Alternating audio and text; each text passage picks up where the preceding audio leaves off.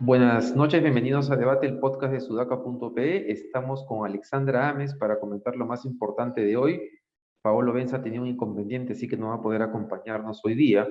Y queremos comentar, hablando de la decisión o la no decisión de ayer del Consejo de Ministros respecto a un decreto supremo que presentó el ministro de Justicia que permitía definir qué hacer con los restos de Abimael Guzmán. Mejor dicho, le iba a permitir al Ministerio Público incinerar su cuerpo sin entregarlo a la familia. El Ministerio Público ya decidió no entregarlo, pero no se sabe qué hacer todavía con los restos de Abimael Guzmán. El problema está en que el ministro de Justicia presentó este decreto supremo para definir esta situación, y ayer en Consejo de Ministros ese decreto supremo no fue aprobado. 15 ministros votaron en contra y solo 4 a favor. Votaron a favor del decreto supremo Aníbal Torres, Pedro Franque, Cadillo de Educación y el canciller Maurtua. Y a eso se suma que hoy día Bellido, en un evento público, cuando una periodista le pregunta si es cierto lo que pasó ayer, él dice que no, que el tema no se abordó. Y ya diversas fuentes están confirmando que efectivamente sí se abordó el tema y que sí se votó y efectivamente la mayor parte de ese gabinete decidió no aprobar el decreto supremo y dejar que la fiscalía decida qué hacer con los restos de Abimael Guzmán. Em, Hay dos cosas que preocupan de esto que ha pasado. Voy a comenzar por la vinculada estrictamente a Bellido.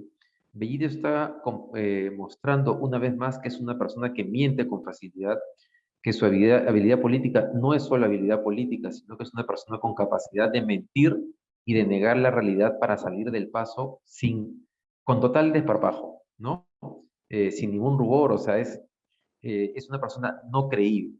Y vinculado a eso, creo que así como están las cosas, el Congreso debería llamar al ministro de Justicia Aníbal Torres para que explique qué cosa pasó ayer, porque está la palabra de Bellido contra la información publicada por Epicentro y aparentemente no hay registro de qué pasó porque Bellido pidió, antes de que se discutiera el tema, que todos los que no eran ministros saliesen de la sala.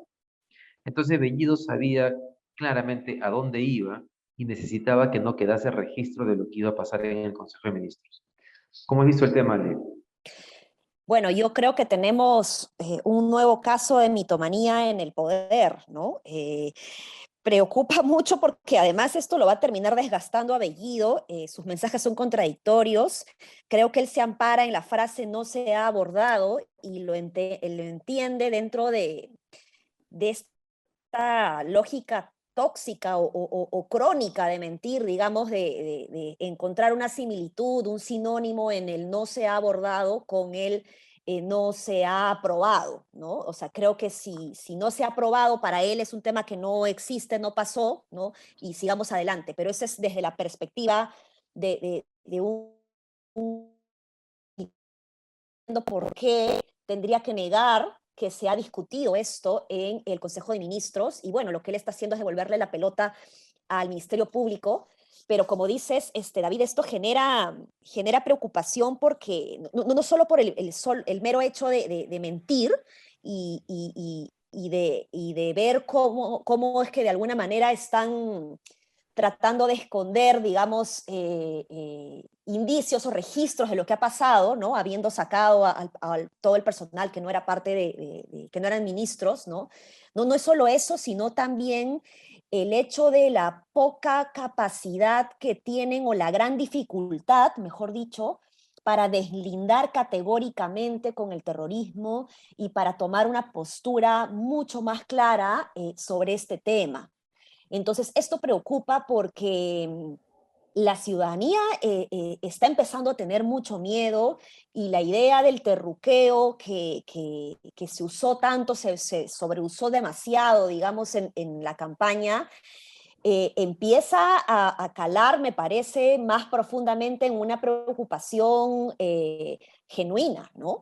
No sé cómo lo ves tú ahí, pero el Ejecutivo no deslinde categóricamente, a mí me preocupa.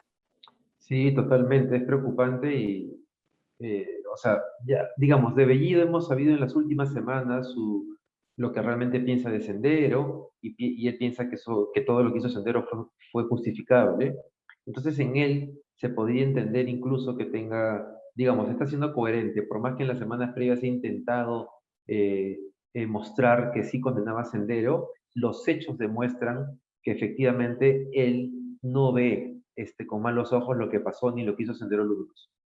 Ahora, a mí me sorprende la posición de la izquierda supuestamente democrática como Anaí Durán dentro del gabinete, porque Anaí Durán se supone debería ser de las personas que no están alineadas con ese tipo de pensamientos. Pero aparentemente sí lo están, porque ella no quiere marcar distancia, o no, o sea, o ella piensa como Bellido, y recién lo estamos conociendo, o no piensa como él, pero no se atreve a marcar distancia. Y yo comienzo a sospechar que tal vez piensa muy parecido, y que tal vez por eso le resultaba tan sencillo eh, eh, sentarse a pensar en un cogobierno sin necesidad de poner condiciones. Porque tal vez en el fondo, ese sector de la izquierda democrática coincide en más cosas con el ala radical de Perú Libre de lo que nosotros creemos, ¿no? Y eso es lamentable, en verdad eso es lamentable y preocupante para el país. Sí, eso es lamentable rescato lo que dices en función a la última entrevista que le hizo Sudaca a la ministra de la Mujer, Anaí Durán, porque ahí uno se da cuenta en esta entrevista la forma como ella responde, en donde parece estar muy tranquila, ¿no? Ella misma lo dice, me siento muy cómoda en el gabinete, claro, no va a decir públicamente que se siente incómoda, pero cuando le preguntan si ha visto en las redes sociales lo que ha puesto Bellido, ella, su justificación es casi no leo Facebook, ¿no? Entonces no puedes responder así a un tema tan grave que le está preocupando a cierto sector de la población. No es una preocupación generalizada, eso sí hay que decirlo, pero es una preocupación al fin y al cabo que está además en los medios, en la opinión pública, y la ministra no puede simplemente alegremente decir, no, casi no leo Facebook, ¿no? Con un tema tan importante para su cartera, además, ¿no? Entonces, Mm, ahora con lo del terrorismo, pues tantas veces la oposición señaló a Anaí Durán como la expareja de un sentenciado por terrorismo justamente, y ella se amparó en temas de género justamente para decir por qué me acusan a mí de lo que haya hecho mi expareja, pero ahora tampoco esos argumentos de género los está llevando, digamos, a su cartera, que es lo que debería hacer, ¿no? así es. Bien, bueno, vamos a esperar a ver qué cosa pasa en los siguientes días, cómo se aclara este tema. Yo la verdad es que creo que el gobierno le está dando todas las justificaciones al Congreso para una vacancia. El deslinde con Sendero Luminoso no es un tema menor, es un tema muy importante. Este, y si como gobierno no tienes la capacidad para deslindar con un tema que hizo tanto daño al Perú, y expresar o mostrar tus posibles filiaciones, ya estamos hablando de un gobierno no solamente inepto, no solamente radical, sino porque hay izquierda radical que puede ser democrática, sino más bien una izquierda radical que en realidad ha participado en la elección, pero que podría tranquilamente nuevamente justificar actos como los actos que tuvo Sendero Luminoso por todo el país. Eh, Pasemos a otro tema que tiene que ver ayer lo comentábamos brevemente al final, el ataque que se produjo contra el ex fiscal Abelino Guillén. Y entre ayer y hoy también se ha sabido, yo no había visto esta noticia, pero la he conocido ahora, que la resistencia, este grupo de derecha radical, digamos, la otra radicalidad que toma fuerza en el Perú, también inició una campaña en redes sociales para averiguar la dirección del periodista Jaime Chincha, para ir a atacar y hacerlo pasar un susto, que es las palabras que ha usado la gente de la resistencia. Hoy día se ha informado que se inició una investigación sobre estas personas que andan promoviendo este tipo de actos, y yo creo que sería lo correcto tomar acciones y que las personas que están en este tipo no sé cómo decirlo, de incentivando la violencia, paguen las penas que la justicia indique. ¿Cuál es el problema? Que el gobierno que tendría que hacerles pagar las penas es justamente el gobierno que no puede deslindar con un movimiento como el Sendero Luminoso. Y ahí viene el problema de la polarización de la polarización en el Claro. país y de tener un gobierno con estas actitudes. ¿Con qué autoridad el gobierno central va a decir que va a reprimir o que va a enjuiciar a los miembros de la resistencia cuando a la vez coquetea con, con Sendero Luminoso, con el Movadef? Es básicamente una manera de Sí, lavarse la cara, ¿no? sí, sí, sí, no, condenable esto, la violencia es condenable, nosotros lo hemos comentado en su momento, pero aquí lo que me preocupa es este clima de polarización violenta que uno esperaba que iba a terminar en elecciones, ¿no? Uno hubiese esperado que en Mm. elecciones, después de elecciones, esto se hubiese diluido, ¿no?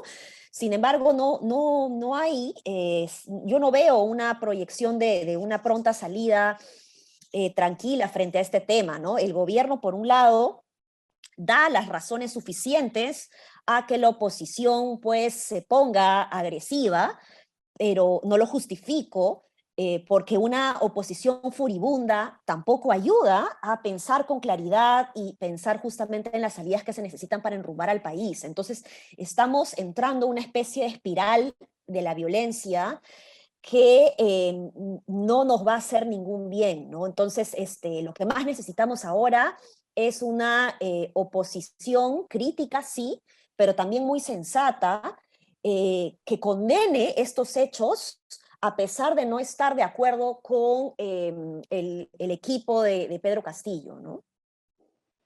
Así es, así es. Vamos a ver qué cosa termina pasando con esta investigación y con las acciones que se tomen. Y un tercer tema, Ale, te quiero pedir que tú lo comentes porque ha habido un incidente en Oeshile que entiendo que ha terminado con la muerte de Una una persona persona, que se sí. metió al final del día, ¿no? Sí, sí, sí, la verdad que el tema es muy confuso, todavía no hay conclusiones respecto a lo que ha ocurrido realmente, solo hay especulaciones y la idea no es aportar acá la especulación, pero de lo que se sabe es una persona que ha fallecido en el local de Oeshle, en San Borja, en uno de los locales de San Borja de Oeshle, y aparentemente ha fallecido y muestra, no, aparentemente no, ha fallecido y lo que dicen los familiares que muestran contusiones, golpes, moretones y que la causal de muerte habría sido esta, ¿no? Los golpes.